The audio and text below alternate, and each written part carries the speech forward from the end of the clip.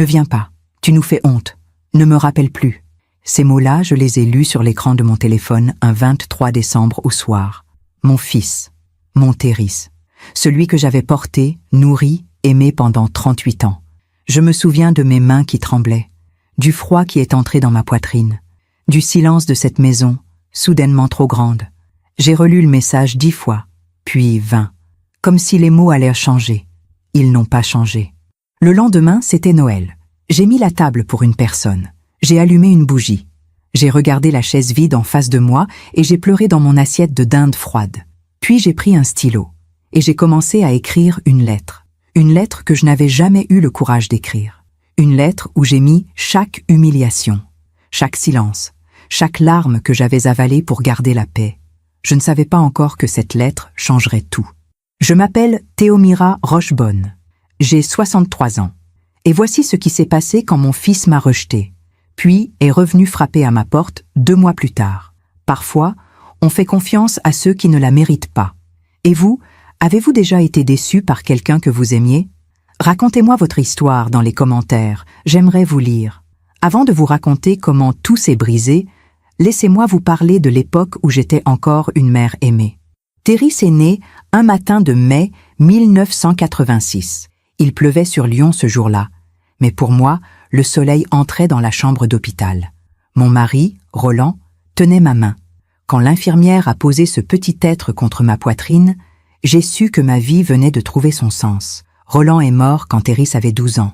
Cancer du pancréas. 4 mois entre le diagnostic et l'enterrement. Je me souviens d'avoir promis à Roland, la veille de sa mort, que je prendrais soin de notre fils, qu'il ne manquerait de rien. « Fais-en un homme bien, Théomira », m'avait-il murmuré. J'ai tenu cette promesse comme on tient un serment sacré. Pendant des années, c'était nous deux contre le monde, Théris et moi. Je travaillais comme comptable dans un cabinet d'expertise. Le soir, je rentrais et je le trouvais penché sur ses devoirs, avec ce froncement de sourcils qu'il tenait de son père. On dînait ensemble tous les soirs, toujours, à 19h précises. Je cuisinais ses plats préférés, gratin dauphinois, poulet rôti au thym, tarte aux pommes encore tiède. Le dimanche, on allait au marché de la Croix-Rousse. Il portait les sacs. On s'arrêtait toujours chez le même fleuriste, et je choisissais des pivoines pour le vase du salon. « Maman, tu mets toujours les mêmes fleurs », disait-il en riant. « C'est parce que les pivoines ne mentent jamais, mon chéri. Elles fleurissent, elles fanent, mais elles reviennent toujours, comme l'amour d'une mère. » Il levait les yeux au ciel, mais il souriait. Théris a fait ses études d'ingénieur à l'INSA. J'étais si fière. Chaque mois, je lui envoyais un colis, biscuits maison, pull tricoté, argent glissé dans une enveloppe avec un mot doux. Quand il a obtenu son diplôme, j'étais au premier rang. J'ai applaudi si fort que mes mains me faisaient mal. Il est venu m'embrasser après la cérémonie, en toge noire, avec ce sourire timide qu'il avait enfant. « Merci, maman. Sans toi, je n'aurais jamais réussi. » Ces mots-là, je les ai gardés dans mon cœur comme on garde une photographie précieuse. Il a trouvé un poste chez Michelin, à Clermont-Ferrand, 170 km de Lyon. Ce n'était pas si loin. Il revenait un week-end sur 2, parfois 3. Je préparais sa chambre, draps propres qui sentèrent la lavande.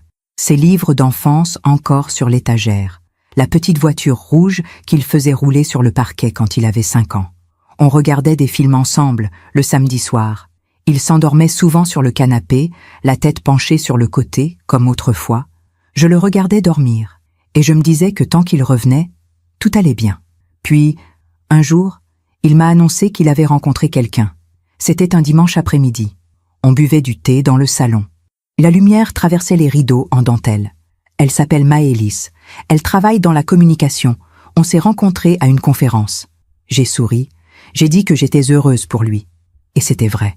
Ce que je ne savais pas encore, c'est que Maëlys n'aimait pas les mères qui prennent trop de place. Ce que je ne savais pas encore, c'est que la distance entre Lyon et Clermont-Ferrand allait devenir un gouffre. Ce que je ne savais pas encore, c'est qu'un jour, mon fils me dirait de ne plus l'appeler. Mais à ce moment-là, assise dans mon salon avec mon thé qui refroidissait, je croyais encore que l'amour d'une mère était indestructible. Je croyais encore aux pivoines qui reviennent toujours.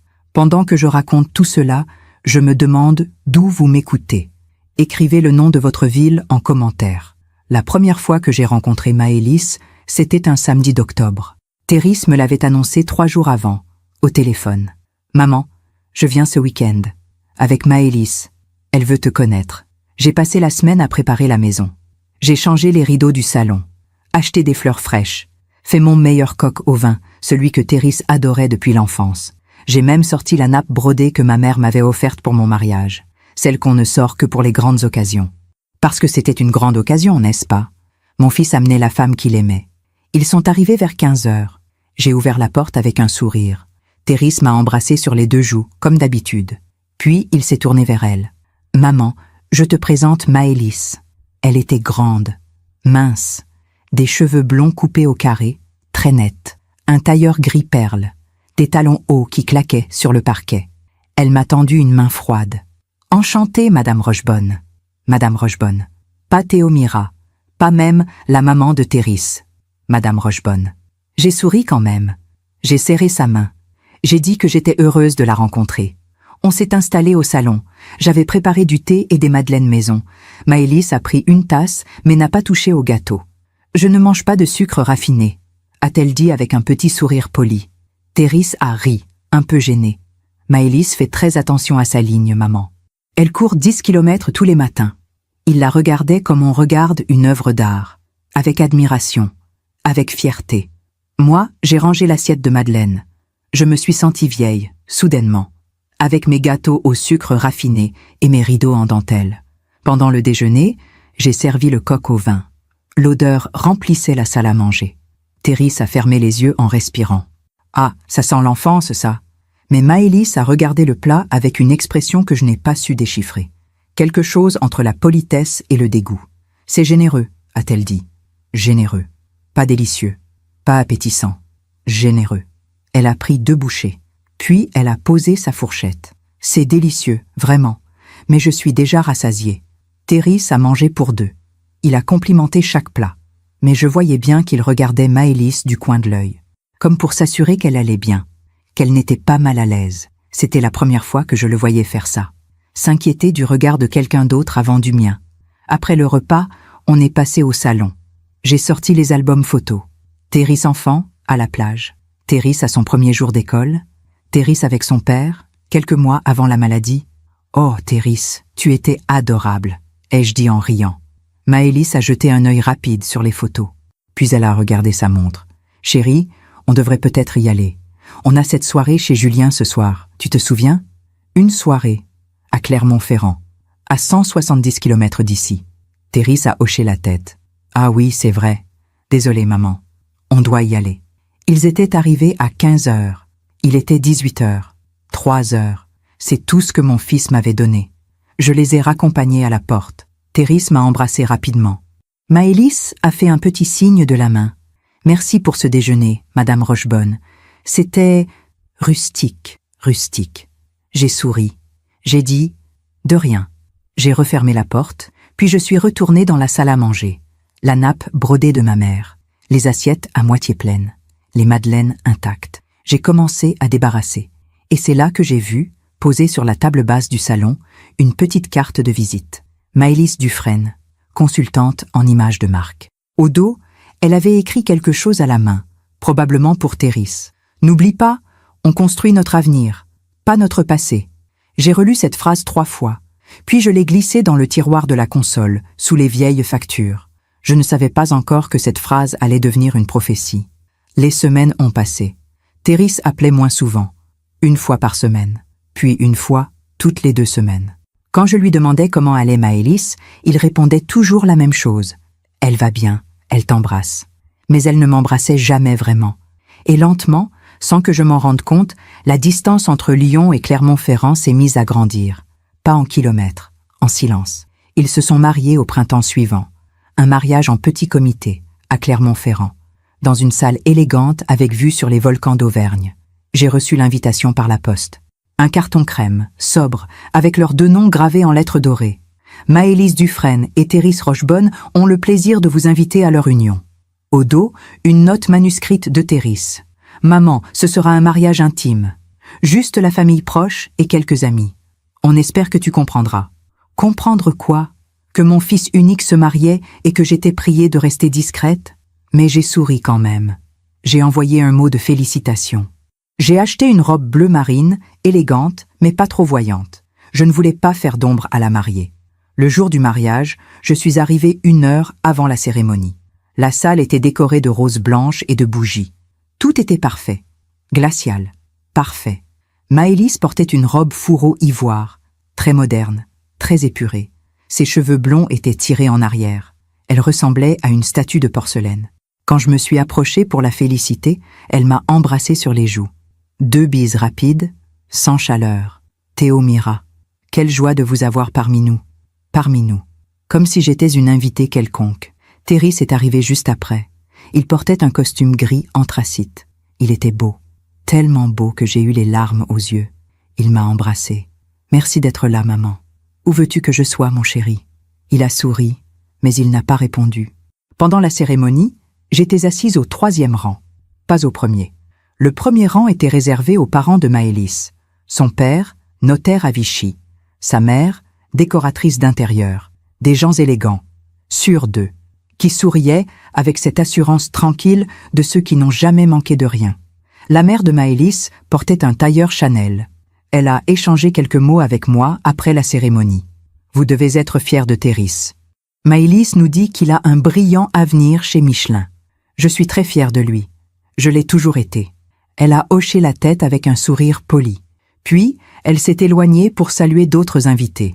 J'ai compris à ce moment-là que je n'étais pas dans le bon monde. Pas assez élégante, pas assez moderne, pas assez Dufresne. Pendant le repas, j'étais placée à une table au fond de la salle, avec des cousins éloignés de Maëlys que je ne connaissais pas. Théris et Maëlys étaient à la table d'honneur, entourés de leurs amis. Ils riaient, ils trinquaient, ils avaient l'air heureux. Je les regardais de loin, et je me disais que peut-être c'était mieux comme ça. Peut-être que je devais accepter de devenir une ombre dans la vie de mon fils, pour qu'il puisse être heureux, pour qu'il puisse briller sans que je le retienne. Vers 22 heures, Théris est venu me voir. Il avait bu quelques coupes de champagne. Ses joues étaient roses. « Maman, tu t'amuses bien ?»« Oui, mon chéri, c'est une très belle fête. » Il s'est assis à côté de moi. Il a pris ma main. « Je sais que tu aurais aimé que ce soit différent, plus familial. Mais Maëlys voulait quelque chose de moderne. Tu comprends, n'est-ce pas ?» J'ai serré sa main. « Bien sûr que je comprends. Du moment que tu es heureux. » Il a souri. Il m'a embrassé sur le front. « Merci, maman. Merci d'être toujours là. » Puis il est reparti vers sa table, vers sa femme, vers sa nouvelle vie. Et moi, je suis restée assise là, avec ma robe bleue marine et mon sourire figé. Les mois ont passé. Théris s'appelait de temps en temps, toujours rapidement, toujours entre 2 rendez-vous. « Ça va, maman ?»« Oui, mon chéri. Et toi ?»« Oui, oui. On est très occupés. Maëlys a beaucoup de projets, moi aussi. On te rappelle bientôt. Bientôt. C'est un mot qui peut durer des semaines. Un dimanche, j'ai tenté de l'inviter à déjeuner. Comme avant. « Théris, ça fait longtemps. Tu pourrais venir ce week-end.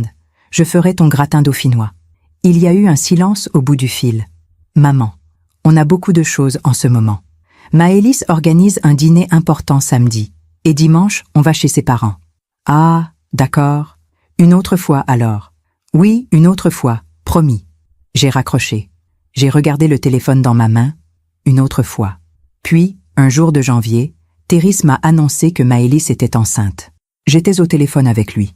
J'ai crié de joie. « Oh, mon chéri, c'est merveilleux, je vais être grand-mère. » Il riait. « Oui, maman, tu vas être grand-mère.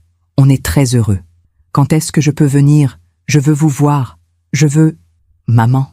Sa voix avait changé. Plus sèche, plus distante. Maëlys a besoin de calme en ce moment. Le médecin lui a dit de ne pas se stresser. On préfère rester tranquille pour l'instant. On t'appellera quand ce sera le bon moment. Le bon moment.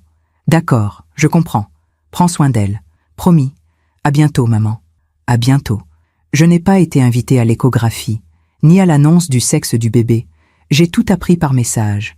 Des messages courts, factuels. C'est une fille. Tout va bien. On a choisi le prénom Léonie.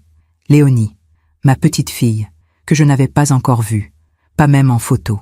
Quand j'ai demandé s'il pouvait m'envoyer une image de l'échographie, Théris a répondu « Maëlys n'aime pas partager ça sur les réseaux ou par message. C'est intime. Intime. Même pour moi. Même pour la grand-mère. Léonie est née un matin de septembre. 3 kilos de sang. Thérèse m'a appelé depuis l'hôpital. Maman, elle est là. Elle est magnifique. J'ai pleuré au téléphone. Je veux venir. Je veux la voir. Pas tout de suite, maman. Maëlys est épuisée. Et on a beaucoup de monde à l'hôpital. Ses parents, sa sœur. Ça fait beaucoup de visites. On t'appellera dans quelques jours. Quelques jours sont devenus 2 semaines. Puis 3. Finalement, Thérèse m'a invité un dimanche après-midi. 1 heure. Juste 1 heure. Quand je suis arrivée chez eux, à Clermont-Ferrand, Maëlys m'a ouvert la porte avec Léonie dans les bras. « Bonjour Théomira, entrez. » Elle portait un chemisier blanc impeccable. Pas une tache, pas un cheveu de travers. Comme si elle n'avait pas accouché 3 semaines plus tôt. J'ai regardé le bébé, ma petite fille. Elle avait les yeux fermés, un petit nez parfait, des cheveux bruns, comme ceux de Thérèse. Elle est magnifique, ai-je murmuré. Oui, elle dort beaucoup. C'est un bébé très sage. Maëlys ne m'a pas proposé de la prendre dans mes bras. On est resté debout dans l'entrée. Thérèse est arrivée de la cuisine avec du café. « Maman, viens, installe-toi. » On s'est assis au salon. J'ai bu mon café en regardant Léonie, endormie contre sa mère. « Je peux la prendre ?» ai-je finalement demandé. Maëlys a hésité. Elle vient de s'endormir. Si on la déplace, elle va se réveiller. Et après, elle pleure pendant des heures. Je serai très douce. Maëlys a regardé Thérèse. Il a hoché la tête. Elle m'a tendu Léonie. Comme on tend un objet fragile à quelqu'un en qui on n'a pas confiance. J'ai pris ma petite fille dans mes bras. Elle était chaude, légère, parfaite. J'ai senti les larmes monter. « Bonjour ma chérie, je suis ta grand-mère. » Léonie a ouvert les yeux. Des yeux bleus, immenses. Elle m'a regardée. Et j'ai su à cet instant que je l'aimerais pour toujours. Puis, elle s'est mise à pleurer. Maëlys s'est levée immédiatement. Je vous l'avais dit, elle n'aime pas être déplacée. Donnez-la-moi. Elle a repris Léonie. Le bébé s'est calmé instantanément. Maëlys m'a souri. Elle est très sensible. Il faut respecter son rythme. Son rythme. Pas le mien. Je suis restée encore 30 minutes. Puis Maëlys a regardé l'heure. Théomira, je suis désolée, mais Léonie a besoin de sa sieste. Et moi aussi, franchement. Thérèse m'a raccompagnée à la porte. Merci d'être venue, maman. C'est normal, mon chéri. C'est ma petite fille. Il a hoché la tête. Mais il n'a rien dit. Je suis rentrée à Lyon, seule, avec dans le cœur l'image de Léonie qui pleurait dans mes bras. Et je me suis dit que peut-être j'avais fait quelque chose de mal. Peut-être que je n'étais pas la bonne grand-mère pour cette famille parfaite. Peut-être que je devais apprendre à me faire plus petite encore, pour qu'ils m'acceptent. Je me demande encore si j'ai fait le bon choix. Et vous, qu'auriez-vous fait à ma place? Les mois ont passé comme passent les saisons quand on les regarde de loin. Léonie a grandi. J'ai regardé grandir ma petite fille à travers des photos envoyées par message. Des photos que je n'avais pas le droit de partager. Maëlys préfère garder ça privé, me disait Thérèse. Privé. Même pour moi. Léonie a eu 1 an. Puis 2, puis 3. Je la voyais 2 ou 3 fois par an. Toujours chez eux. Toujours sur rendez-vous. Toujours avec Maëlys qui surveillait chaque geste, chaque mot. Ne lui donne pas de bonbons, Théomira. On ne veut pas qu'elle prenne de mauvaises habitudes. Ne la laisse pas courir pieds nus, elle pourrait attraper froid. Ne lui raconte pas d'histoires tristes. On veut qu'elle grandisse dans la joie. Je hochais la tête, je souriais, je me taisais. Puis, un 2e bébé est arrivé. Un garçon, cette fois. Ils l'ont appelé Aurélien. J'ai appris la grossesse par un message. J'ai appris la naissance par un autre message. Aurélien est né ce matin. 3,5 kg. Tout va bien. J'ai demandé quand je pouvais venir. Maëlys a besoin de se reposer. On te dira. On m'a dit 3 semaines plus tard. 1 heure, le dimanche après-midi. J'ai pris le train. J'ai apporté des cadeaux pour Léonie et Aurélien. Des petits livres. Un doudou brodé à la main. Quand Maëlys a ouvert les paquets, elle a souri poliment. C'est très généreux, Théomira. Mais nous avons déjà beaucoup de jouets. Et nous préférons les matières biologiques certifiées pour les enfants. Elle a rangé mes cadeaux dans un placard. Je ne les ai jamais revus. Les années ont continué. Léonie est entrée à l'école. Aurélien a fait ses premiers pas. Et moi, je continuais d'exister dans les marges de leur vie. Je les appelais 1 fois par semaine. Toujours le dimanche soir, à 19 h. C'était devenu un rituel. Mais souvent, Thérèse ne répondait pas. Ou il répondait rapidement, entre 2 activités. Maman, on est en train de dîner. Je te rappelle plus tard. Il ne rappelait jamais. Un jour, j'ai décidé de leur rendre visite sans prévenir. C'était un samedi de mars. Il faisait beau. J'ai pris le train de bonne heure. Je me suis dit que peut-être, si je passais comme ça, naturellement, ils seraient contents de me voir. J'ai sonné à leur porte vers 11 heures. J'avais apporté une tarte aux pommes encore tiède. C'est Maëlys qui a ouvert. Elle portait une tenue de sport, ses cheveux étaient attachés en queue de cheval. Elle m'a regardé comme si j'étais un témoin de Jéhovah. « Théomira, qu'est-ce que vous faites là ?» Je passais dans le coin. Je me suis dit que... « Vous passiez dans le coin ?» Son ton était glacial. « Théomira, Clermont-Ferrand n'est pas sur la route de Lyon. On ne passe pas dans le coin par hasard. » J'ai baissé les yeux. Je voulais voir les enfants. Elle a soupiré. Un long soupir, fatigué. Thérèse n'est pas là. Il est parti jouer au tennis avec des collègues. Et moi, j'allais justement emmener les enfants au parc. Je peux venir avec vous ? Non. Le mot était tombé comme une pierre. Non, Théomira. Les enfants ont leur routine. Ils ne comprennent pas les visites impromptues. Ça les déstabilise. Je suis leur grand-mère. Je sais qui vous êtes. Mais ça ne change rien au fait qu'on a besoin de stabilité ici. Elle a pris la tarte de mes mains. Merci pour le gâteau. Je dirai à Thérèse que vous êtes passé. Mais la prochaine fois, prévenez-nous avant de venir. Et elle a refermé la porte. Je suis restée là, sur le palier, à regarder cette porte close. Puis je suis redescendue. J'ai pris le train. Je suis rentrée à Lyon. Et pendant tout le trajet, j'ai essayé de comprendre ce que j'avais fait de mal. Le soir même, Thérèse m'a appelée. « Maman, Maëlys m'a dit que tu étais passée. »« Oui, je voulais vous voir. » Il y a eu un silence. « Maman, tu ne peux pas débarquer comme ça. On a une vie, des emplois du temps. Je sais, mon chéri. Je suis désolée. Ce n'est pas grave. Mais la prochaine fois, appelle avant. D'accord ? D'accord. Bon, il faut que j'y aille. Les enfants vont se coucher. Thérèse ? Oui ? J'ai failli lui dire que j'avais mal, que je ne comprenais pas pourquoi j'étais devenue une étrangère dans sa vie. Mais je n'ai rien dit. Rien. Je t'aime, mon chéri. Moi aussi, maman. À bientôt. Il a raccroché. Et moi, je suis restée assise dans mon salon, avec le téléphone dans la main et les larmes sur les joues. Quelques semaines plus tard, j'ai reçu un message de Thérèse. « Maman, on a décidé de déménager. On a trouvé une maison à Vichy, plus proche des parents de Maëlys. Et moi, j'ai eu une promotion. Je vais travailler depuis la maison. Vichy, 250 km de Lyon. C'est merveilleux, mon chéri. Je suis fière de toi. Merci, maman. On organise une pendaison de crémaillère le mois prochain. On t'enverra l'invitation. » L'invitation est arrivée 3 jours avant la fête, par message. Samedi prochain, 15 heures, tenue décontractée. Pas de « on espère que tu pourras venir », pas de « tu nous manques », juste une invitation, comme on en envoie aux voisins. Je suis allée à cette pendaison de crémaillère. La maison était immense, moderne, avec un jardin où les enfants couraient pieds nus dans l'herbe. Il y avait beaucoup de monde, des collègues de Thérèse, des amis de Maëlys, les parents Dufresne, élégants comme toujours. Moi, j'étais assise sur une chaise en plastique blanc, au fond du jardin, avec un verre de jus de fruits. Léonie est venue me voir à un moment. « Bonjour, madame. »« Madame. » Pas mamie, pas grand-mère. « Madame. »« Bonjour, ma chérie. Tu te souviens de moi ?» Elle a secoué la tête. « Maman dit que tu es la dame qui habite loin. »« La dame qui habite loin. » J'ai souri. J'ai caressé ses cheveux. « Oui, c'est moi. » Elle est repartie en courant rejoindre les autres enfants. Vers 18 heures, je suis allée dire au revoir à Thérèse. Il parlait avec des collègues. Il riait fort. « Thérèse, je vais y aller. » Il s'est tourné vers moi surpris. « Déjà ? Mais on n'a même pas coupé le gâteau. » Je suis fatiguée, mon chéri, et j'ai un long trajet. Il m'a embrassée rapidement. « D'accord. Merci d'être venue, maman. C'est normal. » Il est reparti vers ses invités. Et moi, je suis partie. Seule, avec, dans le cœur, l'image de Léonie qui ne me reconnaissait plus. Les mois ont encore passé. Les appels se sont espacés. Une fois toutes les 2 semaines. Puis, une fois par mois. À chaque anniversaire, j'envoyais des cadeaux, des cartes, des mots doux. Je recevais des messages de remerciement. Courts, polis.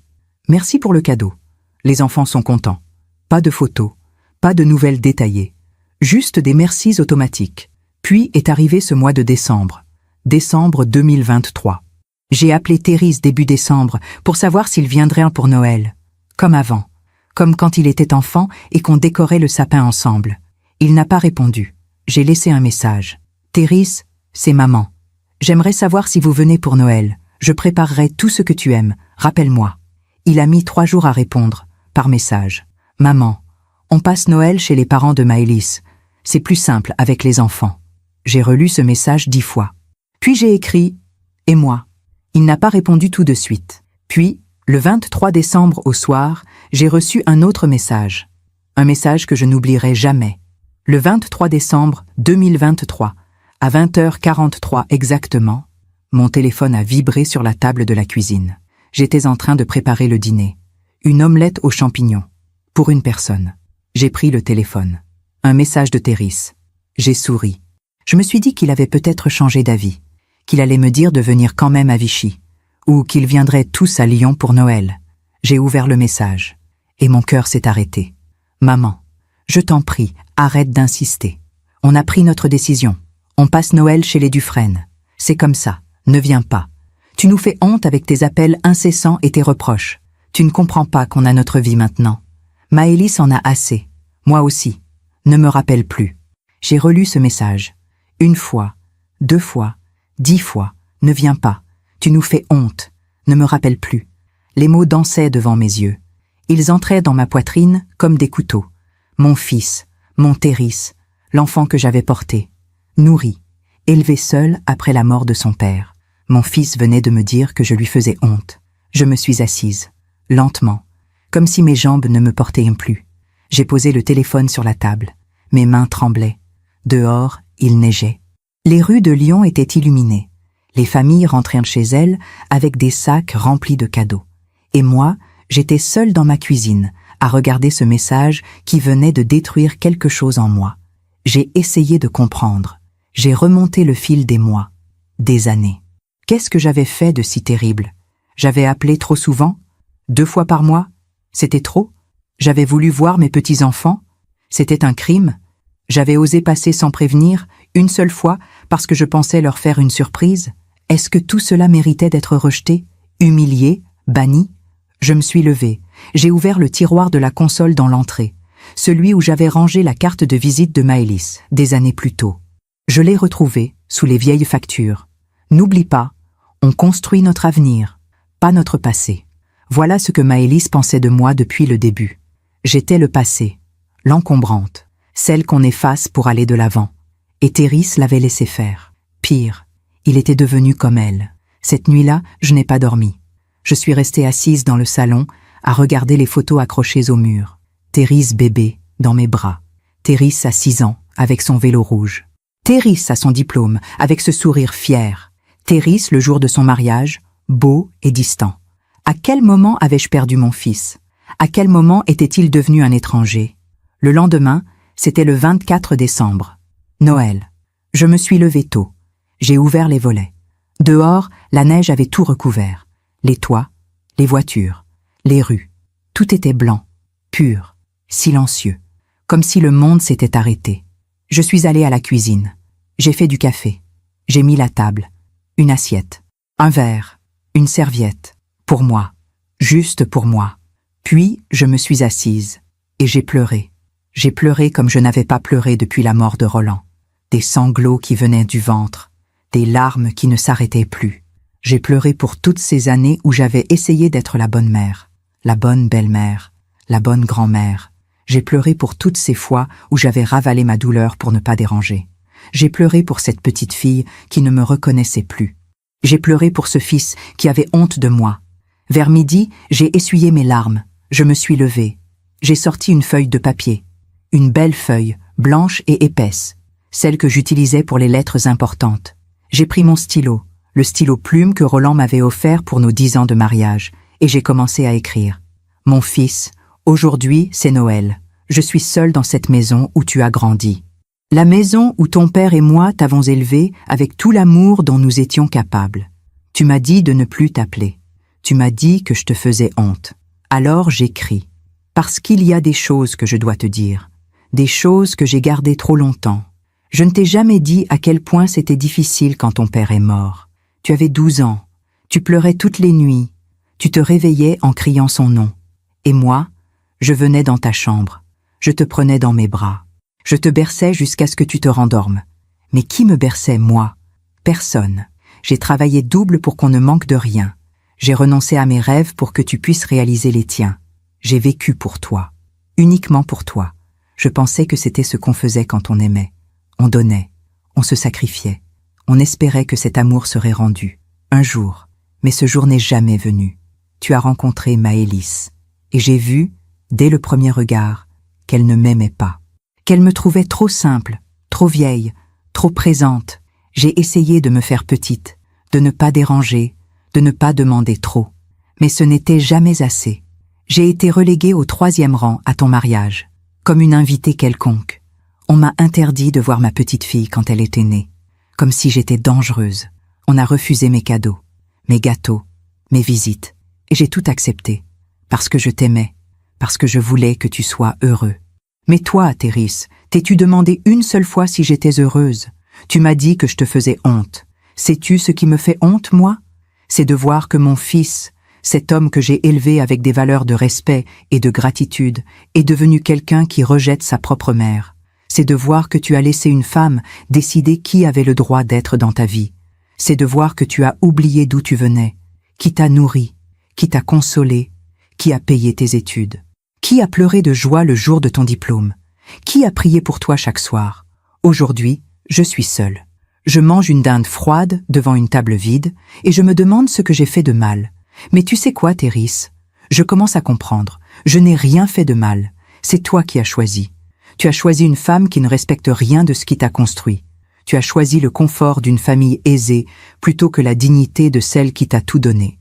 Tu as choisi de me faire honte plutôt que de défendre ta propre mère. Alors voilà ce que je fais aujourd'hui. Je te libère. Je ne t'appellerai plus.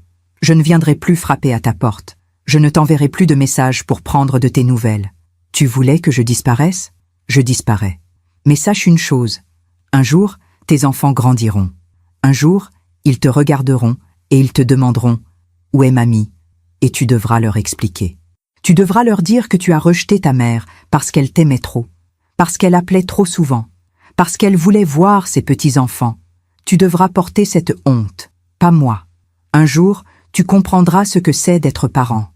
Un jour, tu comprendras ce que c'est de donner sa vie pour ses enfants. Et ce jour-là, peut-être, tu penseras à moi. Peut-être que tu regretteras. Mais ce jour-là, il sera trop tard. Parce que moi, j'aurai appris à vivre sans toi. Parce que moi, j'aurai compris que l'amour d'une mère ne peut pas tout réparer. Que parfois, il faut savoir partir. Se protéger, se respecter. Alors voilà, mon fils. C'est mon dernier mot pour toi. Je te souhaite d'être heureux. Vraiment. Je te souhaite de réussir dans la vie que tu as choisie. Mais je ne ferai plus partie de cette vie. Tu m'as fermé ta porte. Aujourd'hui, je ferme mon cœur. Non par vengeance, mais par survie. Parce qu'une mère peut tout donner. Mais elle ne peut pas disparaître pour faire plaisir à son enfant. Prends soin de toi. Prends soin de tes enfants. Et si un jour, tu te demandes où je suis, regarde cette lettre. Elle sera ma réponse. Ta mère, Théomira. J'ai relu cette lettre 3 fois. Puis, je l'ai pliée. Soigneusement. En 4. Je l'ai glissée dans une enveloppe blanche. J'ai écrit sur l'enveloppe « Pour Théris, quand il sera prêt à comprendre ». Et je l'ai rangée dans le tiroir de ma table de nuit. Après ça, j'ai mangé. Seule. En silence. J'ai regardé la télévision, des films de Noël, des familles heureuses qui s'embrassaient sous le gui. Vers 23 heures, je suis allée me coucher. Et pour la première fois depuis des années, j'ai dormi. Profondément. Comme si écrire cette lettre avait libéré quelque chose en moi. Comme si, enfin, j'avais dit la vérité. Je ne savais pas encore que 2 mois plus tard, mon téléphone sonnerait. Je ne savais pas encore que Théris m'appellerait, désespérée, pour me demander de l'aide. Je ne savais pas encore que cette lettre que j'avais écrite dans la douleur et la solitude, deviendrait mon arme la plus puissante. Pas une arme pour détruire, une arme pour me libérer. Janvier et février sont passés dans un brouillard étrange. Pour la première fois depuis des années, je n'ai pas appelé Théris. Pas une seule fois. Pour la première fois, je n'ai pas envoyé de message pour prendre des nouvelles. Pour la première fois, j'ai vécu comme si mon fils n'existait plus. Ce n'était pas facile. Chaque dimanche soir, à 19 h, mon doigt se posait sur son nom dans mon téléphone. par réflexe, par habitude. Mais je ne l'appelais pas. Je posais le téléphone. Je respirais. Et je me répétais les mots de ma lettre. Je te libère. J'ai commencé à remplir mes journées autrement. Je me suis inscrite à un cours de peinture à l'aquarelle, le mardi après-midi. Quelque chose que j'avais toujours voulu faire, mais que je n'avais jamais eu le temps. J'ai rejoint un club de lecture à la bibliothèque du quartier. On se réunissait le jeudi soir pour discuter de romans. J'ai rencontré des femmes de mon âge. Certaines veuves comme moi, d'autres divorcées, d'autres encore qui avaient aussi des enfants distants. On parlait, on riait, on partageait nos histoires sans jugement. Pour la première fois depuis longtemps, je me sentais moins seule. Un soir, en février, une femme du club de lecture m'a invitée à dîner chez elle. Elle s'appelait Colette. Elle avait 67 ans et un rire contagieux. On a bu du vin rouge. On a mangé du gigot d'agneau. On a parlé de nos vies. À un moment, elle m'a demandé « Tu as des enfants, Théomira ?» J'ai hésité. « J'ai un fils. Il habite loin ?»« Oui, à Vichy. »« Tu le vois souvent ?» J'ai regardé mon verre. « Non, plus maintenant. » Colette a hoché la tête. Elle n'a pas posé d'autres questions. Elle a juste posé sa main sur la mienne. « Moi non plus. Je ne vois plus ma fille. Ça fait 3 ans. Dispute familiale. Héritage. » Elle a souri tristement. « On pense qu'on va mourir de chagrin. Mais on survit. On apprend à vivre autrement. » J'ai serré sa main et j'ai compris que j'étais sur le bon chemin. Le 24 février, un samedi matin, mon téléphone a sonné. J'étais en train de prendre mon petit déjeuner, des tartines beurrées et du thé. J'ai regardé l'écran. Théris. Mon cœur s'est arrêté. 2 mois.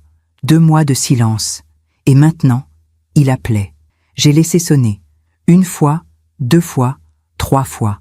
Ma main tremblait au-dessus du téléphone. Puis j'ai décroché. Oui, ma voix était sèche, distante. Je ne l'avais pas voulu. Mais c'est sorti comme ça. « Maman !»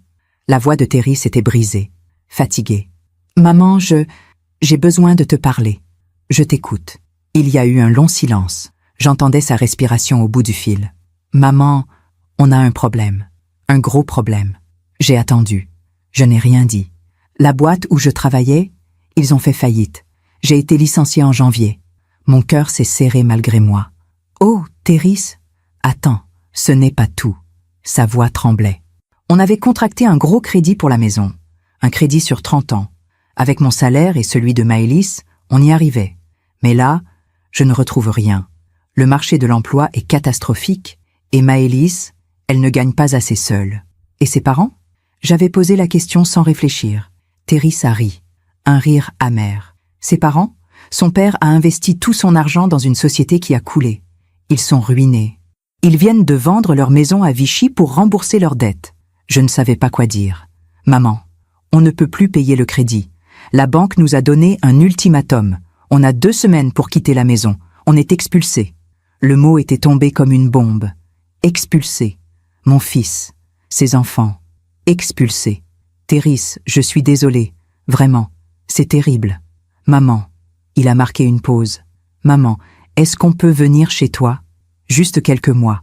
Le temps que je retrouve du travail. Moi, Maëlys, Léonie et Aurélien. J'ai fermé les yeux. Voilà. Voilà pourquoi il appelait. Pas pour s'excuser. Pas pour me demander comment j'allais. Pas pour me dire qu'il regrettait. Non. Pour me demander un service. Théris, tu te souviens du dernier message que tu m'as envoyé ? Silence. Le 23 décembre. Tu m'as dit de ne plus t'appeler. Tu m'as dit que je te faisais honte. Maman, Non. Laisse-moi finir. Ma voix tremblait. Mais je continuais. Pendant 2 mois, tu ne m'as pas donné de nouvelles. Tu ne m'as pas appelé pour t'excuser. Tu ne m'as pas demandé comment j'allais après avoir passé Noël seule. Maman, j'étais sous pression. Maëlys était quoi, Théris ? Silence. Maëlys était en colère. Elle trouvait que tu en faisais trop, que tu nous étouffais. Les mots sont entrés dans ma poitrine comme des lames. Je vous étouffais, en appelant 2 fois par mois, en voulant voir mes petits-enfants 3 fois par an ? Maman, tu ne comprends pas ? Non, Théris, c'est toi qui ne comprends pas. J'ai pris une grande inspiration. Tu m'appelles aujourd'hui parce que tu as besoin de moi. Pas parce que tu m'aimes, pas parce que tu regrettes, mais parce que tu n'as plus personne d'autre. Ce n'est pas vrai. Alors pourquoi tu ne m'as pas appelé en janvier quand tu as été licenciée ? Pourquoi tu ne m'as pas appelé en février quand la situation s'aggravait? Silence. Tu ne m'as appelé qu'aujourd'hui parce que la banque vous expulse dans 2 semaines. Maman, je t'en prie, on n'a nulle part où aller. Les enfants, pense aux enfants. Léonie a 6 ans. Aurélien en a 3. Ils ne peuvent pas dormir dehors. Et là, j'ai senti quelque chose se briser en moi. Non pas de douleur, mais de clarté. Théris, écoute-moi bien. Je ne vais pas te dire non. J'ai entendu son soupir de soulagement. Merci, maman, merci. Je savais que... Mais je ne vais pas te dire oui non plus. Pas comme ça. Pas au téléphone. Quoi? Viens chez moi, toi, Maëlys et les enfants. Venez me voir, en face. Maman, on n'a pas le temps de... Vous avez 2 semaines. Vous avez le temps. Ma voix était ferme maintenant. Si vous voulez mon aide, vous viendrez ici, à Lyon, dans cette maison où tu as grandi, et on parlera, tous ensemble. Théris a hésité. D'accord, on viendra demain. Non, pas demain, samedi prochain, le 2 mars, à 15 heures. Maman, pourquoi attendre? Parce que j'ai besoin de temps pour réfléchir. Et toi aussi. Mais, samedi 2 mars, 15 heures. Si vous ne venez pas, je considérerai que vous avez trouvé une autre solution. Et j'ai raccroché. J'ai posé le téléphone sur la table. Mes mains tremblaient. Mon cœur battait à tout rompre. Mais pour la première fois depuis des années, je ne pleurais pas. Pour la première fois, je n'avais pas cédé immédiatement. Pour la première fois, j'avais posé mes conditions. Les jours suivants ont été étranges. Je continuais mes cours d'aquarelle, mon club de lecture, mes promenades dans le parc. Mais dans ma tête, je préparais ce moment. J'ai relu ma lettre, celle que j'avais écrite le soir de Noël. J'ai relu chaque mot, chaque phrase, et j'ai su ce que j'allais faire. Le vendredi soir, la veille de leur venue, j'ai sorti la lettre de son enveloppe. Je l'ai posée sur la table du salon, puis j'ai préparé la maison. J'ai nettoyé, rangé, aéré. J'ai mis des fleurs fraîches dans le vase, des pivoines, comme avant. Mais cette fois, je ne les mettais pas pour eux. Je les mettais pour moi. Le samedi 2 mars à 14h58, la sonnette a retenti. Je me suis regardée dans le miroir de l'entrée. Cheveux gris coiffés en chignon, chemisier blanc, pantalon noir. J'étais prête. J'ai ouvert la porte. Ils étaient tous les 4 sur le palier. Théris, les traits tirés, des cernes sous les yeux, plus maigre qu'avant. Maëlys, pâle, les cheveux moins parfaits que d'habitude. Elle portait un jean et un pull. Pas de tailleur, pas de talons. Léonie qui me regardait avec curiosité, et Aurélien qui tenait la main de sa mère. « Bonjour », ai-je dit simplement. « Bonjour maman », a dit Théris. Maëlys a hoché la tête. « Bonjour, Théomira. » Entrez. Ils sont entrés, lentement, comme s'ils entraient dans une maison inconnue. Pourtant, c'était la maison où Théris avait grandi. On s'est installé au salon. J'ai servi du thé, des biscuits pour les enfants. Léonie et Aurélien se sont assis sur le tapis, silencieux. Théris et Maëlys étaient sur le canapé, côte à côte. Moi, j'étais dans le fauteuil en face d'eux.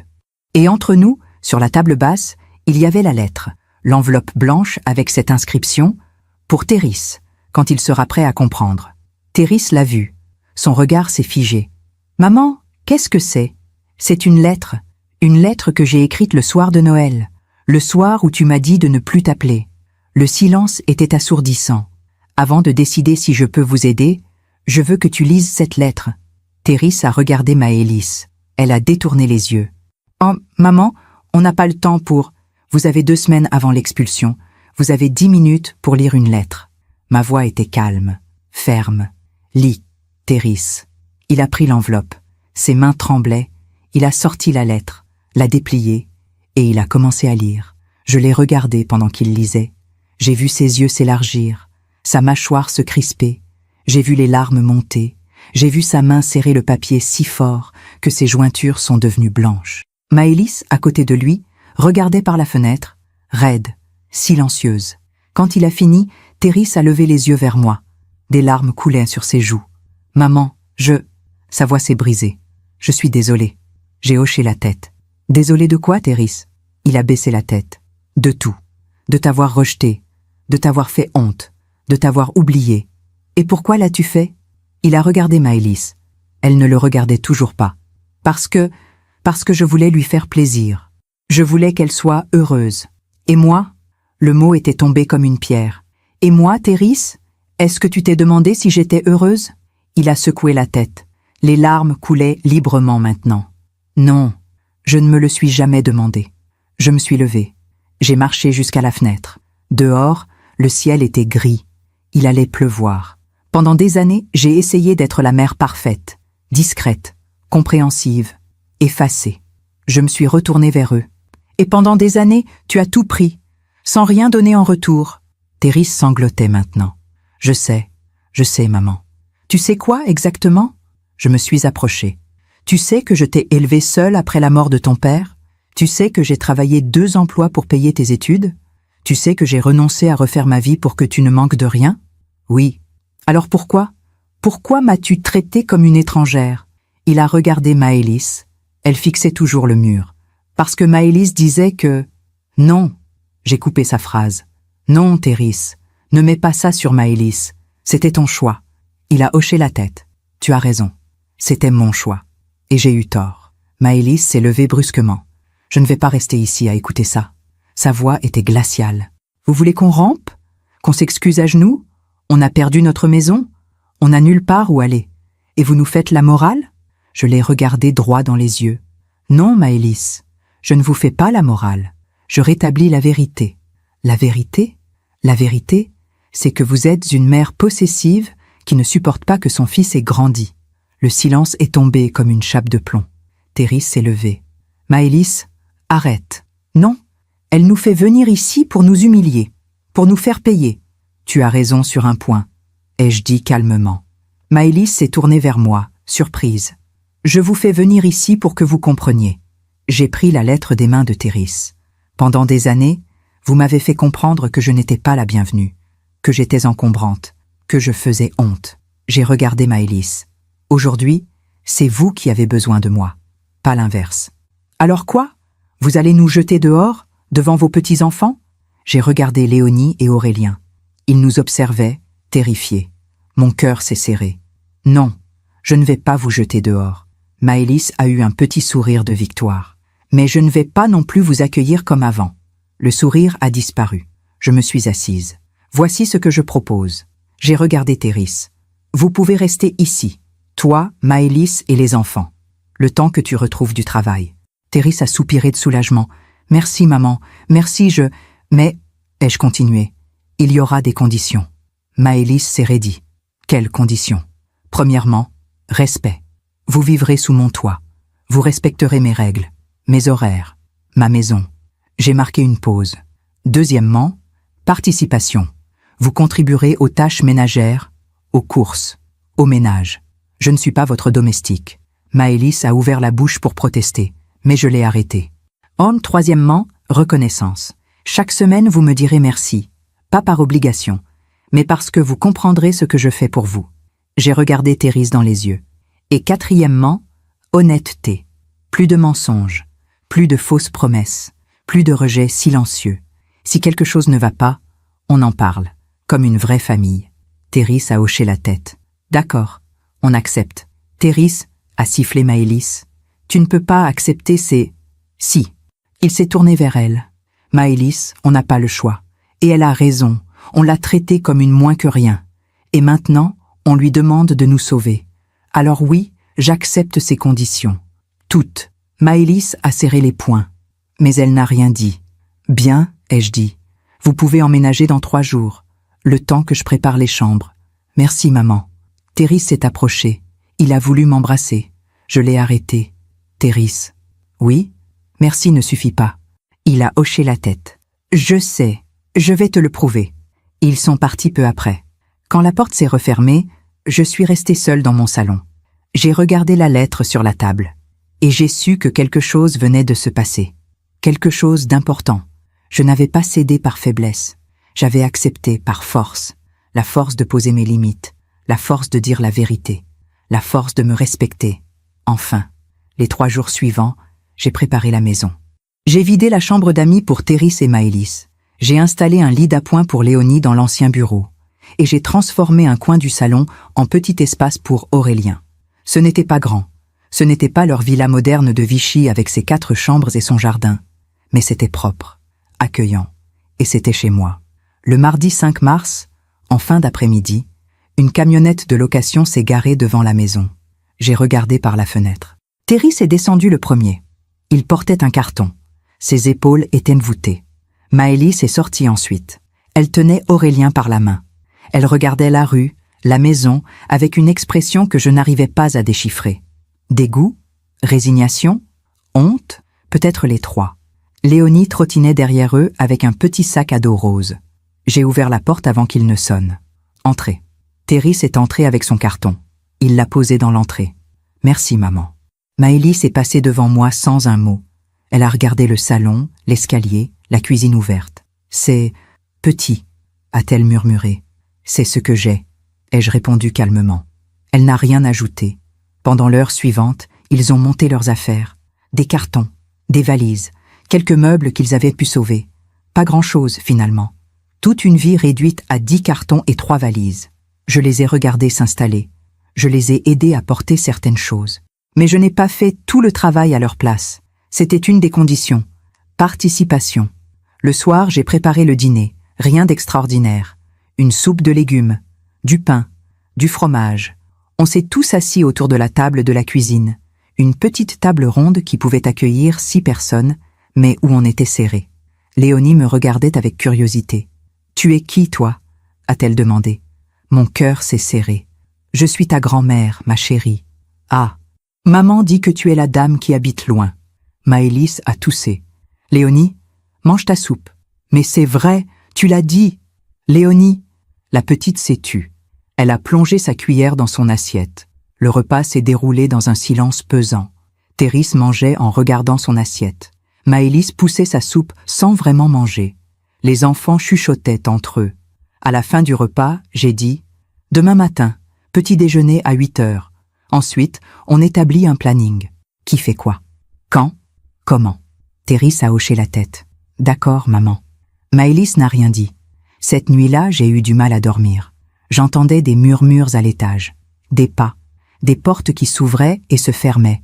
J'entendais Maëlys chuchoter, mais je ne comprenais pas les mots. Je l'imaginais en train de se plaindre, de critiquer, de maudire cette situation. Mais je m'en fichais. Pour la première fois, je n'essayais plus de leur plaire. Les premiers jours ont été difficiles. Maëlys refusait de participer aux tâches ménagères. Elle restait dans sa chambre avec son téléphone. Ou elle sortait avec les enfants sans prévenir. Quand je lui demandais de mettre la table ou de faire la vaisselle, elle soupirait. « J'ai 2 enfants à gérer, Théomira. Je n'ai pas le temps pour ça. Moi non plus. Je n'ai pas le temps. Mais je le fais quand même. » Elle levait les yeux au ciel. Terry, lui, essayait. Il cherchait du travail toute la journée. Il envoyait des CV. Il passait des entretiens en visio. Il faisait les courses quand je le lui demandais. Mais je voyais bien qu'il était épuisé. Pas seulement physiquement, moralement. Un soir, environ 2 semaines après leur arrivée, Maëlys et Terry se sont disputés. J'étais dans ma chambre, mais j'entendais tout. Les murs n'étaient pas épais. « Je ne supporte plus cette situation !» criait Maëlys. « On vit comme des pauvres, dans cette maison minuscule, avec ta mère qui nous surveille tout le temps. » Maëlys, baisse d'un ton. Elle va t'entendre. Et alors? Qu'elle m'entende. Je n'en peux plus, Terry. On n'a pas le choix. On aurait pu aller à l'hôtel. Avec quel argent? On n'a plus rien. Tout ça, c'est de ta faute. Si tu n'avais pas perdu ton emploi, ce n'est pas moi qui ai perdu mon emploi, Maëlys. C'est la boîte qui a fermé. Oui, eh bien, tu aurais dû voir venir. Un silence. Puis la voix de Terry, plus basse. Pourquoi tu es toujours comme ça? Pourquoi tu ne peux jamais reconnaître que tu as tort? Parce que je n'ai pas tort. C'est ta mère qui nous impose ces règles ridicules, ces horaires, ces conditions. Ces conditions, Maëlys, c'est parce qu'on l'a traitée comme de la merde pendant des années. J'ai entendu un sanglot étouffé. Puis plus rien. Le lendemain matin, Maëlys est descendue avec une valise. Elle l'a posée dans l'entrée. Je pars. Terry était derrière elle, livide. Maëlys, attends. Non. J'ai appelé ma sœur. Elle habite à Nantes. Je vais chez elle, avec les enfants. Mon sang s'est glacé. Tu emmènes les enfants? Elle m'a regardé. Oui, ce sont mes enfants. Et ton mari? Mon mari peut rester ici, avec sa mère, puisqu'il préfère lui obéir plutôt qu'à moi. Terry a attrapé son bras. Maëlys, ne fais pas ça. Lâche-moi. On est une famille. Une famille? Elle a ri. Un rire amer, cassé. Quelle famille, Thérèse? Une famille qui vit chez belle-maman parce que monsieur a tout perdu? Ce n'est pas ma faute. Tout est ta faute. Elle a ouvert la porte. Viens, Léonie. Aurélien. On s'en va. Les enfants sont apparus en haut de l'escalier. Léonie tenait son sac à dos rose. Aurélien suçait son pouce. On va chez Tati? A demandé Léonie. Oui, ma chérie, on va chez Tati. Thérèse s'est effondrée. Maëlys, je t'en supplie, ne pars pas. Pas comme ça. Elle a hésité, juste une seconde. Puis elle a secoué la tête. J'ai besoin de réfléchir. Seule. Elle a pris la main des enfants. Elle est sortie. La porte s'est refermée. Thérèse est restée là, debout dans l'entrée, à regarder la porte close. Puis il s'est effondré sur le sol. Et il a pleuré. Je me suis approchée. Lentement. Je me suis assise à côté de lui. Je n'ai pas dit un mot. Je n'ai pas posé ma main sur son épaule. Je l'ai juste laissé pleurer. Parce que parfois, il faut toucher le fond pour comprendre. Après un long moment, Thérèse a relevé la tête. Je l'ai perdu. Peut-être. Il m'a regardé, les yeux rouges. Comment tu fais? Comment je fais quoi? Comment tu fais pour rester debout après tout ce qu'on t'a fait? J'ai souri tristement. Parce que j'ai appris quelque chose, Thérèse. Quelque chose que tu dois apprendre aussi. Quoi? On ne peut pas sauver les gens qui ne veulent pas être sauvés. On ne peut pas aimer les gens qui ne veulent pas être aimés. Il a baissé la tête. Maëlys m'aime. Elle est juste perdue. Non, Thérèse. Maëlys t'aime peut-être, mais elle ne t'aime pas pour ce que tu es. Elle t'aime pour ce que tu peux lui apporter. Ce n'est pas vrai. Alors pourquoi elle est partie? Silence. Parce qu'elle ne supporte plus la situation. Exactement. Elle ne supporte plus la situation. Pas toi. La situation. J'ai marqué une pause. Ton père, lui, quand il est tombé malade, je suis restée. Tous les jours. Même quand c'était difficile. Même quand il ne me reconnaissait plus. Parce que j'aimais l'homme, pas ce qu'il pouvait m'apporter. Thérèse a fermé les yeux. Tu penses que je me suis trompée? Je pense que tu as choisi une femme qui te ressemblait. Belle, élégante, ambitieuse. Mais tu n'as pas regardé son cœur. Les jours ont passé. Thérèse vivait seule avec moi maintenant. Il était calme, silencieux. Il passait ses journées à chercher du travail et à appeler Maëlys. Elle ne répondait pas toujours. Quand elle répondait, les conversations étaient courtes, froides. Comment vont les enfants? Ils vont bien. Je peux leur parler? Ils dorment. Quand est-ce que tu rentres? Je ne sais pas. Et elle raccrochait. Un soir, environ 3 semaines après le départ de Maëlys, Thérèse est descendue dans le salon. Je lisais un livre. Il s'est assis en face de moi. Maman? Oui? Je peux te parler? Bien sûr. Il a pris une grande inspiration. J'ai trouvé du travail. Mon cœur a fait un bond. Oh, Thérèse, c'est merveilleux. Oui, c'est un poste d'ingénieur chez Renault. À Lyon. Ça commence dans 2 semaines. C'est une excellente nouvelle. Il a hoché la tête, mais il ne souriait pas. Maëlys ne veut pas revenir. Les mots sont tombés comme des pierres. Elle dit qu'elle veut rester à Nantes, que c'est mieux pour les enfants, qu'elle a trouvé un appartement. Et toi? Elle veut qu'on divorce. J'ai fermé mon livre. Et qu'est-ce que tu en penses? Il a levé les yeux vers moi, des yeux remplis de larmes. Je pense que j'ai tout perdu, maman. Ma femme, mes enfants, ma maison, tout. Non. Si. Non, Thérèse, tu n'as pas tout perdu. Qu'est-ce qu'il me reste? Je me suis levée. Je me suis approchée de lui. Il te reste ta dignité. Il te reste ton nouveau travail. Il te reste la possibilité de reconstruire ta vie. J'ai posé ma main sur son épaule. Et il te reste ta mère. Il a éclaté en sanglots. Il m'a serré dans ses bras. Je suis désolée, maman. Tellement désolée. Je sais. J'ai été horrible avec toi. Oui, tu aurais dû me jeter dehors. Peut-être. Il a relevé la tête. Pourquoi tu ne l'as pas fait? J'ai souri. Parce que je suis ta mère. Et qu'une mère ne jette pas son enfant, même quand il le mériterait. Les semaines ont continué. Thérèse a commencé son nouveau travail. Il partait tôt le matin. Il rentrait tard le soir, mais il était différent maintenant. Il mettait la table sans que je le lui demande. Il faisait la vaisselle. Il sortait les poubelles. Et surtout, il me parlait. Vraiment parlait. Comment s'est passée ta journée, maman? Bien. J'ai eu mon cours d'aquarelle. Et toi? Intense. Mais ça va. Ça fait du bien de travailler. On dînait ensemble. On regardait la télévision. On parlait de tout et de rien. Comme avant, comme quand il était jeune. Sauf que maintenant, il était un homme brisé, mais un homme qui apprenait. Un soir d'avril, On était assis tous les deux dans le salon. Thérèse regardait son téléphone. Maëlys a envoyé des photos des enfants. Montre-moi. Il m'a tendu le téléphone. Léonie et Aurélien sur une plage. Ils souriaient. Ils avaient l'air heureux. Ils sont beaux, ai-je murmuré. Oui. Tu les vois bientôt? Dans 2 semaines. J'ai le droit de les voir un week-end sur 2. C'est déjà ça. Il a hoché la tête. Maman? Oui? Merci. De quoi? De m'avoir sauvé. J'ai secoué la tête. Je ne t'ai pas sauvé, Thérèse. Je t'ai juste donné un toit. C'est toi qui t'es sauvé, en acceptant de voir la vérité. Cette nuit-là, je suis restée longtemps éveillée. Je pensais à tout ce qui s'était passé, au message cruel de Noël, à la lettre que j'avais écrite, au moment où Thérèse avait lu cette lettre et où j'avais vu son visage se briser, au départ de Maëlys, aux larmes de mon fils, et je me suis rendu compte de quelque chose. Je n'avais pas voulu me venger.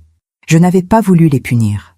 J'avais juste voulu survivre, me respecter, poser des limites, et sans que je le veuille, sans que je le cherche, la vie avait fait le reste. Maëlys avait perdu sa maison, son statut, sa vie parfaite. Thérèse avait perdu sa femme, ses enfants au quotidien, ses illusions. Et moi, j'avais retrouvé mon fils. Pas le fils parfait que j'avais rêvé, mais un fils humain, brisé, repentant. Un fils qui, enfin, me regardait vraiment. La vie n'avait pas rendu justice par vengeance. Elle avait rendu justice par équilibre. Chacun avait récolté ce qu'il avait semé. Maëlys avait semé l'orgueil. Elle récoltait la solitude. Thérèse avait semé l'ingratitude. Il récoltait la perte. Et moi, j'avais semé la dignité. Et je récoltais la paix. Les mois ont passé. L'été est arrivé. Thérèse s'était installée dans une routine. Il travaillait chez Renault. Il voyait ses enfants un week-end sur 2. Et il vivait chez moi. Pas comme un invité. Comme un fils qui avait enfin compris. Il payait une pension. Il participait à tout. Et surtout, il était présent. Vraiment présent. Un samedi matin de juin, on prenait le petit déjeuner ensemble sur la terrasse. Il faisait beau. Les pivoines du jardin étaient en fleurs. « Maman, j'ai quelque chose à te dire. » J'ai levé les yeux de mon café. « Je t'écoute. Le divorce est prononcé. C'est officiel depuis hier. » J'ai hoché la tête. « Comment tu te sens ?» Il a regardé son café. Soulagé, triste, les deux en même temps. C'est normal. Maëlys a la garde principale. Moi, j'ai un week-end sur 2 et la moitié des vacances. Et financièrement, je paie une pension alimentaire. Ce qui est juste. Ce sont mes enfants. Il a marqué une pause. Mais tu sais ce qui est étrange? Quoi? Maëlys voulait que je paie aussi pour elle. Une pension compensatoire. Et le juge a refusé. J'ai froncé les sourcils. Pourquoi? Parce qu'elle travaille, parce qu'elle a des revenus. Et parce que... Il a hésité. Parce que quoi? Parce que le juge a dit qu'elle avait quitté le domicile conjugal de son propre chef, sans raison valable. Je n'ai rien dit, mais j'ai pensé à quelque chose. La vie rend toujours ce qu'on lui donne. Maëlys avait voulu tout contrôler, tout diriger. Elle avait cru qu'elle pouvait partir et tout garder. Mais la justice avait vu clair. Et ses parents? Ai-je demandé. Thérèse a soupiré. Ils ont vendu leur maison à Vichy. Ils vivent maintenant dans un petit appartement à Nantes, près de Maëlys, pour l'aider avec les enfants. Ils l'aident financièrement? Non, ils ne peuvent pas. Ils ont tout perdu dans leurs investissements. Il a bu une gorgée de café. Le père de Maëlys a dû fermer son étude de notaire. Faillite personnelle. Il cherche du travail maintenant, à 62 ans. Je me suis souvenu de cet homme élégant au mariage de Thérèse, sûr de lui, hautain.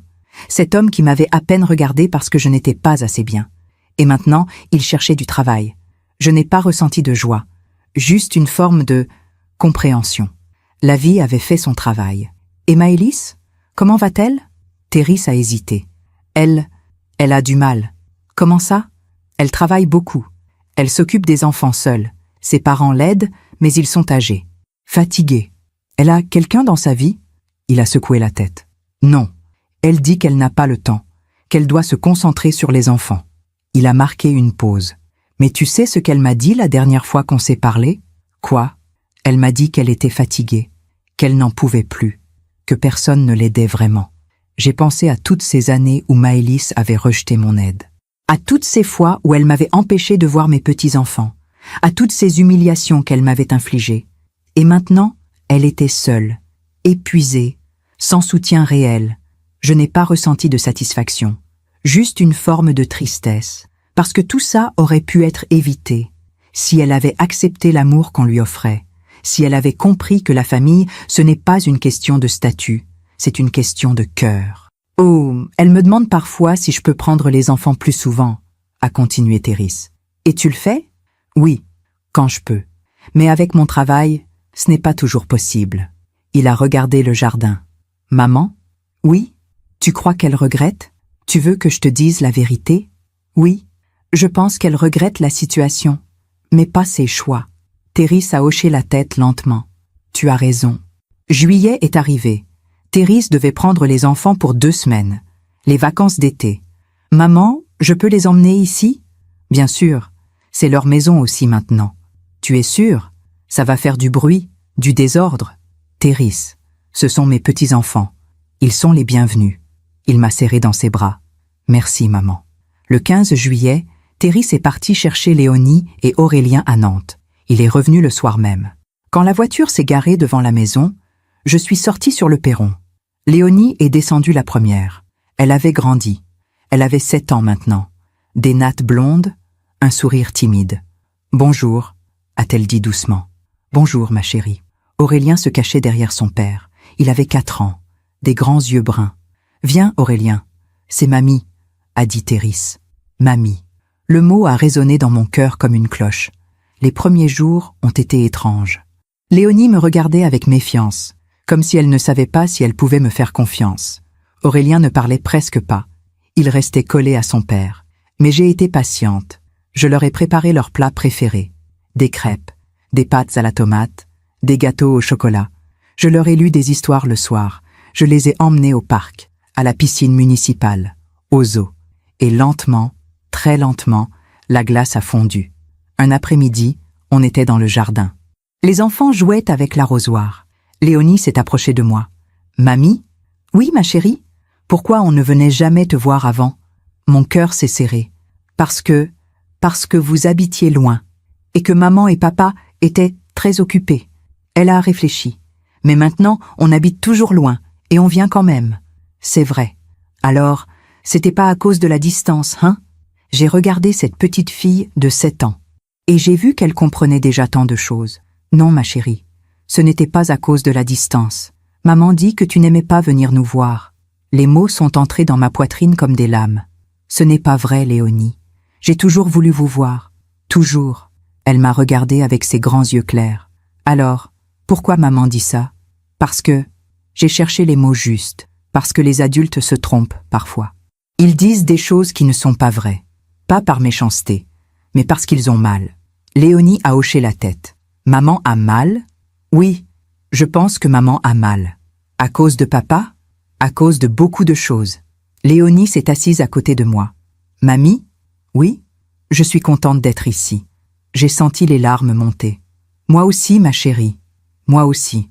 Le dernier soir avant qu'ils ne repartent, on a dîné tous ensemble sur la terrasse. Thérèse avait fait griller des merguez. Les enfants mangèrent des frites avec les doigts.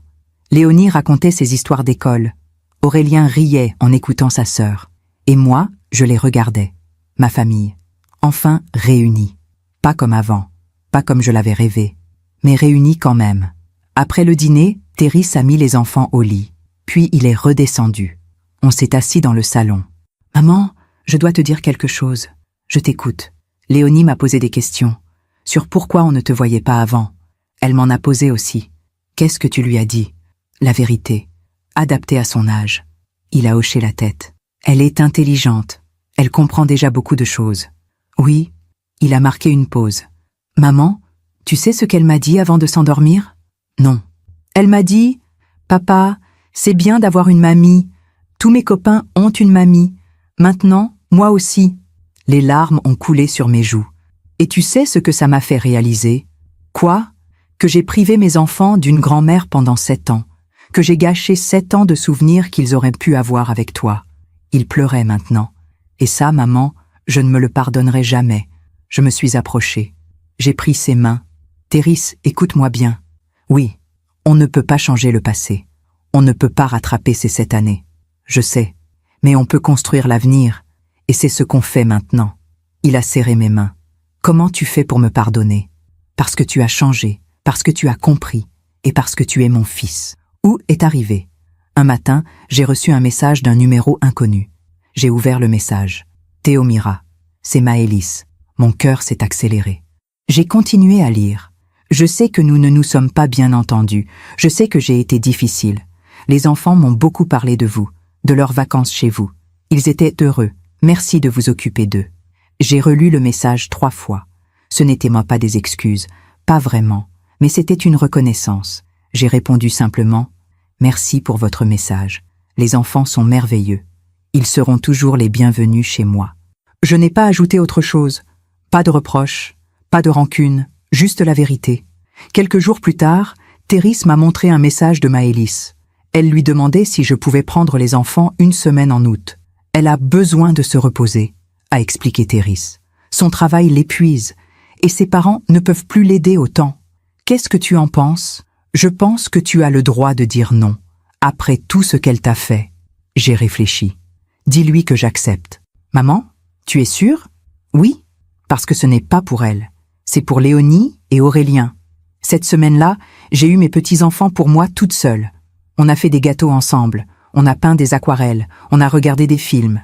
Un soir, Léonie m'a demandé « Mamie, tu étais triste avant ?»« Avant quoi, ma chérie ?»« Avant qu'on vienne te voir. » J'ai hésité. « Oui, j'étais triste. »« Parce que tu nous manquais ?»« Oui, vous me manquiez beaucoup. » Elle a réfléchi. « Maintenant, tu es contente ?»« Oui, ma chérie. Maintenant, je suis très contente. » Elle m'a serrée dans ses bras. Moi aussi, je suis contente. Septembre est arrivé. L'automne. Un dimanche après-midi, Théris et moi étions assis sur la terrasse. Les pivoines étaient fanées. Mais elles reviendraient au printemps. Comme toujours. Maman? Oui? J'ai trouvé un appartement. Mon cœur s'est serré. Ah, c'est à 10 minutes d'ici. 2 chambres. Pour que les enfants puissent venir. C'est bien? Je déménage le mois prochain. J'ai hoché la tête. Tu es prêt? Oui, grâce à toi. Il m'a regardé. Maman, je ne sais pas comment te remercier. Pour tout. Pour m'avoir accueilli. Pour m'avoir supporté. Pour m'avoir aidé à devenir un meilleur homme. Tu n'as pas besoin de me remercier. Si. Il a pris ma main. Tu sais ce que j'ai appris cette année? Quoi? Que l'amour d'une mère n'est pas conditionnel. Tu aurais pu me rejeter. Tu aurais pu me faire payer. Mais tu ne l'as pas fait? Non. Parce que je t'aime. Et moi, je t'ai fait du mal. Oui. Mais tu m'as pardonné? Oui. Pourquoi? J'ai souri. Parce que pardonner, ce n'est pas oublier. C'est choisir de continuer à aimer malgré la douleur. Théris a déménagé fin septembre. Le jour du déménagement, je l'ai aidé à porter ses cartons. Quand tout a été installé, il m'a raccompagné à ma voiture. Maman? Oui. Tu viendras dîner chez moi? Ce dimanche? Avec plaisir. Et tous les dimanches, si tu veux. J'ai senti les larmes monter. Tous les dimanches, c'est parfait. Ce soir-là, je suis rentrée chez moi. La maison était vide, mais elle n'était plus silencieuse, parce que maintenant, elle était remplie de souvenirs. Les rires de Léonie et Aurélien dans le jardin, les conversations profondes avec Théris dans le salon, les dîners partagés sur la terrasse. Je me suis assise dans mon fauteuil. J'ai regardé les photos sur le mur. Théris enfant, Théris adulte, Théris avec ses enfants. Et j'ai compris quelque chose. La justice n'était pas venue par vengeance. Elle était venue par l'équilibre naturel des choses. Maëlys avait tout voulu contrôler. Elle s'était retrouvée seule, épuisée, sans le soutien qu'elle avait rejeté. Théris avait choisi l'orgueil et l'ingratitude. Il avait perdu sa famille, sa maison, ses illusions. Mais il avait gagné quelque chose de plus précieux, la conscience. Et moi, j'avais choisi la dignité, la patience, le pardon. Et j'avais gagné la paix. Ce soir-là, j'ai ouvert le tiroir de ma table de nuit. J'ai sorti la lettre, celle que j'avais écrite le soir de Noël. Je l'ai relue, chaque mot, chaque phrase. Et j'ai réalisé que cette lettre n'avait pas été une arme. Elle avait été une libération. J'ai pris une allumette, je l'ai craquée. J'ai approché la flamme du papier. La lettre a brûlé lentement. Les mots ont disparu dans les flammes. Parce que je n'en avais plus besoin. Parce que la douleur était partie, parce que j'avais retrouvé ce que j'avais perdu. Pas mon fils tel qu'il était, mais mon fils tel qu'il aurait toujours dû être. La vie finit toujours par rendre ce qu'on lui donne. Maëlys m'avait traité de folle. Des années plus tard, je l'ai imaginée seule dans son appartement à Nantes, épuisée, regardant ses enfants dormir et se demandant où tout avait dérapé. La vie finit toujours par rendre ce qu'on lui donne. Nous sommes maintenant en décembre 2024, exactement 1 an après ce message cruel que Thérisse m'avait envoyé. 1 an après ce Noël que j'avais passé seule, à pleurer dans mon assiette. 1 an après avoir écrit cette lettre qui a tout changé. Ce matin, je me suis réveillée différemment. Pas avec cette lourdeur dans la poitrine que j'avais portée pendant des années. Pas avec cette question qui tournait en boucle. Qu'est-ce que j'ai fait de mal? Non. Ce matin, je me suis réveillée avec la certitude d'avoir fait ce qu'il fallait. Je suis descendue préparer le petit déjeuner. Thérisse arrive à 10 heures, avec Léonie et Aurélien. On passe Noël ensemble cette année. Ici, dans cette maison, comme avant, mais différemment. Pendant que le café passait, j'ai regardé par la fenêtre. Il neigeait, comme l'année dernière. Mais cette fois, la neige ne me faisait pas peur. Cette fois, elle était belle.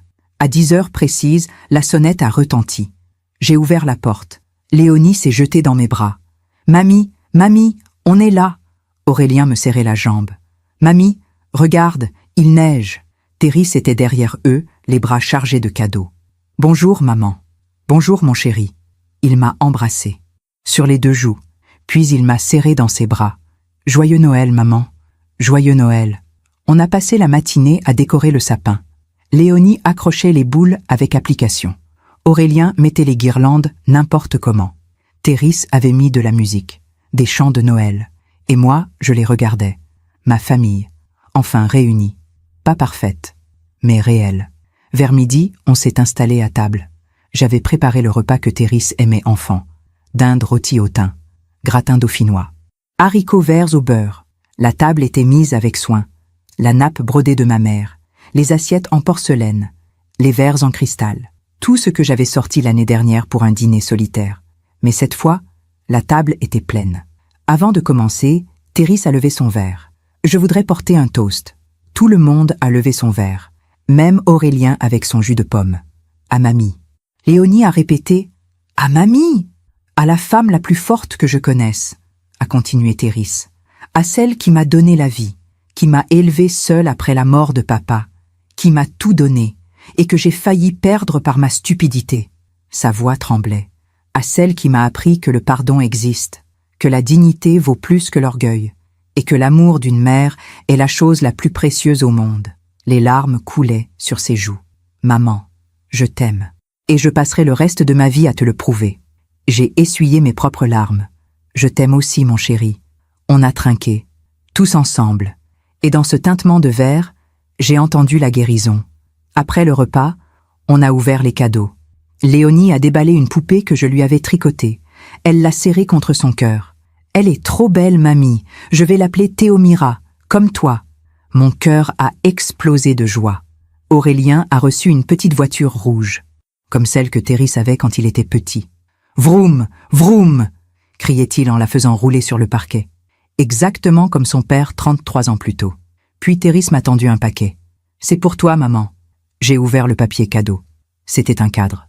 À l'intérieur, une photo de nous tous, prise l'été dernier dans le jardin.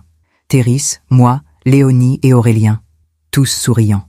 En dessous de la photo, une phrase gravée. Une famille se construit avec le cœur, pas avec le sang. Merci de nous avoir appris cela. J'ai regardé la photo longtemps. Cette photo que je n'aurais jamais cru possible 1 an plus tôt. L'après-midi, on a regardé un film. Les enfants se sont endormis sur le canapé. Thérisse et moi, on est sortis sur la terrasse. Il faisait froid, mais on avait nos manteaux. On est restés silencieux un moment, à regarder la neige tomber. Puis Thérisse a parlé. « Maman, tu te souviens de ce que tu m'avais dit? Que la vie finit toujours par rendre ce qu'on lui donne? » Oui, tu avais raison. Que veux-tu dire?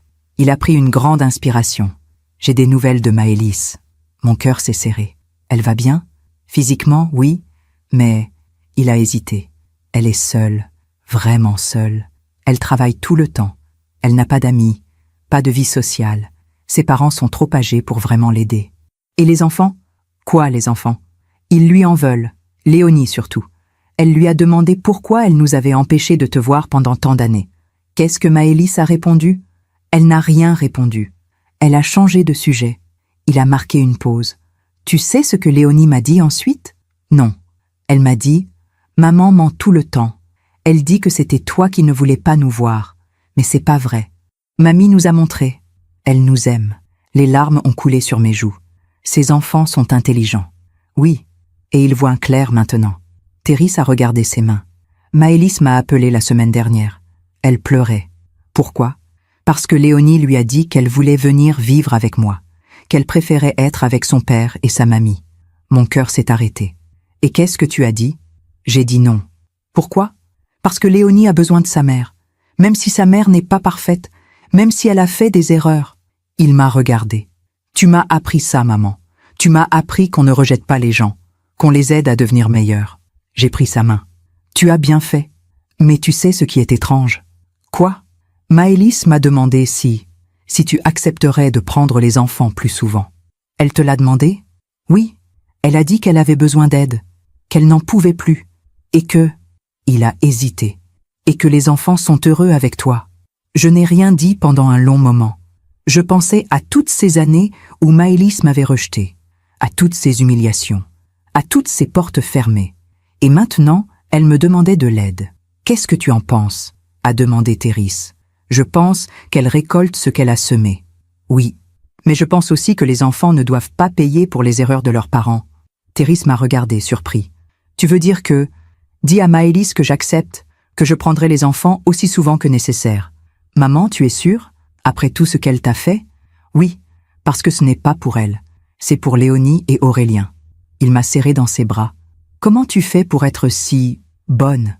Je ne suis pas bonne, Théris. Je suis juste en paix. On est rentré à l'intérieur. Les enfants dormaient toujours. Je me suis assise dans mon fauteuil.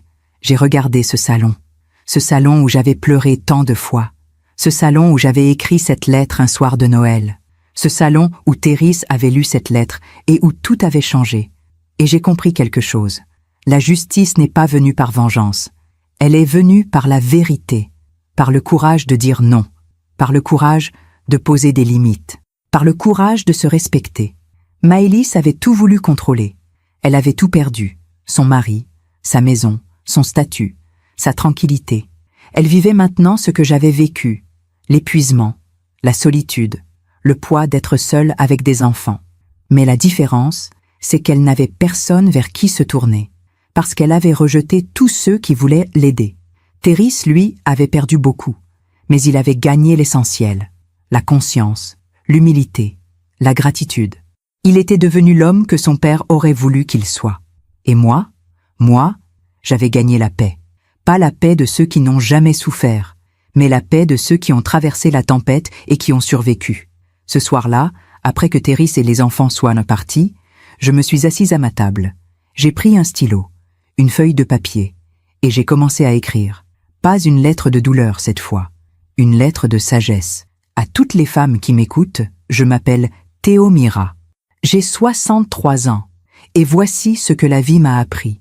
Si un jour, quelqu'un vous rejette, vous humilie, vous fait sentir que vous êtes trop présente, trop aimante, trop encombrante, sachez ceci, ce n'est pas vous le problème, c'est leur incapacité à recevoir l'amour. Si un jour, votre enfant vous dit qu'il a honte de vous, ne vous effondrez pas. Respirez, pleurez si vous devez pleurer, mais ne vous perdez pas, parce que la honte qu'il ressent ne vient pas de vous. Elle vient de ce qu'on lui a mis dans la tête. Et un jour, quand la vie le frappera, et elle le frappera, car la vie n'épargne personne, il reviendra. Il reviendra parce qu'il comprendra. Et quand il reviendra, vous aurez un choix à faire. Le rejeter à votre tour? Non. Le pardonner immédiatement sans condition? Non plus. Le bon choix, c'est celui du milieu. Ouvrez votre porte, mais posez vos limites. Aidez, mais exigez le respect. Pardonnez. Mais ne laissez plus personne piétiner votre dignité. La justice viendra, pas par vous, mais par la vie elle-même. Ceux qui sèment l'orgueil récolteront la solitude. Ceux qui sèment l'ingratitude récolteront la perte. Ceux qui sèment le mépris récolteront l'abandon. C'est la loi de l'univers. Vous n'avez pas besoin de vous venger. Vous avez juste besoin de vous respecter. Et surtout, n'oubliez jamais ceci. L'amour d'une mère est la chose la plus puissante au monde. Pas parce qu'il est aveugle, mais parce qu'il est conscient. Il sait pardonner. Mais il sait aussi dire non. Il sait donner. Mais il sait aussi recevoir. Il sait aimer. Mais il sait aussi se protéger. Si mon histoire peut aider ne serait-ce qu'une femme à ouvrir les yeux, à se lever, à se respecter, alors tout cela aura eu un sens. Alors toutes ces larmes n'auront pas été vaines. Alors toute cette douleur sera devenue sagesse. Prenez soin de vous, aimez-vous, et n'oubliez jamais que vous méritez le respect. Toujours. Avec toute mon affection, Théomira. J'ai posé le stylo, j'ai relu cette lettre, et j'ai souri. Dehors, la neige continuait de tomber. Mais dans mon cœur, c'était le printemps, parce que j'avais survécu, parce que j'avais appris, parce que j'avais choisi la dignité plutôt que la vengeance, et parce que j'avais compris la plus grande leçon de toutes. On ne peut pas forcer les gens à nous aimer, on ne peut pas forcer les gens à nous respecter. Mais on peut se forcer soi-même à ne plus accepter le mépris, et c'est là que commence la vraie liberté. J'ai regardé les pivoines sécher dans le vase, elles reviendraient au printemps, comme toujours. Parce que les pivoines ne mentent jamais. Elles fleurissent, elles fanent, mais elles reviennent toujours, comme l'amour d'une mère, comme la justice de la vie, comme l'espoir. Et moi, Théomira Rochebonne, 63 ans, je suis là, debout, en paix, libre. Si cette histoire a touché votre cœur, partagez-la avec quelqu'un que vous aimez. Parfois, une histoire change toute une vie. Abonnez-vous pour entendre d'autres femmes qui ont transformé la douleur en sagesse. Chaque jour, une femme, une leçon de vie. Que Dieu vous bénisse et à très bientôt.